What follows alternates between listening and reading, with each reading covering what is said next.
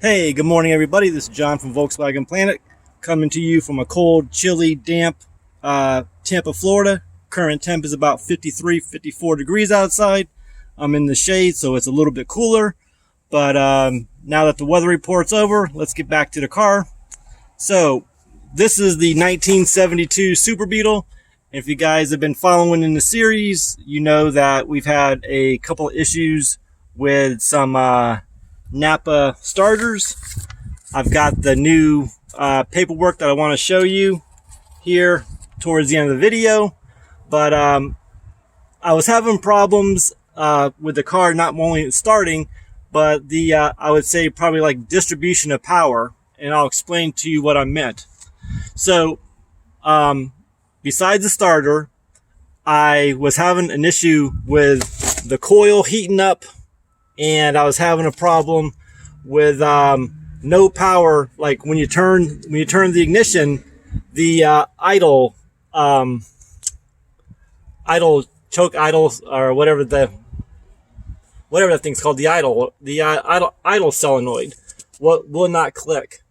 So what I took the test light, came out, and put it on the ends. Was getting power in, getting power to the solenoid. The solenoid. I'm sorry, the coil. It's been a long day. So getting power to the coil, getting power to the idle solenoid, which is this right here. And couldn't figure out what the deal was. I accidentally left the ignition on, and that coil got really hot to touch. I didn't realize that if you left the coil on, it could possibly explode. I want to say thank you, VW Jawbreaker Gary, for reaching out in your comment to tell me about that. But so I was getting a bunch of sparks and a bunch of, when you walk by or when you're trying to look at something, you would hear like the crackling of wires. And what was happening was the coil was inverted because it was sitting down like they normally do. Well, it slid off the holder, and all the wire, the ends and everything else were just basically having a free-for-all down here, touching this, grounding out on this, and it was causing a complete just havoc, popping fuses, and you get the whole idea. So I changed the coil out, and then I turned around and I flipped the tops around. So I had the condenser on the wrong side and had all the power wires on the wrong side. So I had this completely backwards. And like I said, just getting completely frustrated. Couldn't figure it out. And I went to go put the starter in and turn around. I went and reached for the wire, and it was it would have been the negative. And that was crackling on the frame. So, moral to the story, guys, check your wires. The gremlins are running through the car right now, and it's just taking time. But we are positive. We are definitely in the right direction. This is not going to stay like this, but this is just temporary to get everything out of the way so I could fire it up. So I got to the starter, and well, let's talk about starting first. So I went to crank the car, and usually when you crank the car, it'll go click. And what that does is it activates the solenoid here and the idle. So I cranked the car. It would not, I didn't get the click. So I said, okay, well, let's see if it still cranks without this. I thought that we had to have this. So I cranked it up, and it was, just chugging along, like trying to build compression. And then it would run for about a second and then just die. No matter how much gas you put in it, it just die. That's when I actually found out that controls the idle and everything else.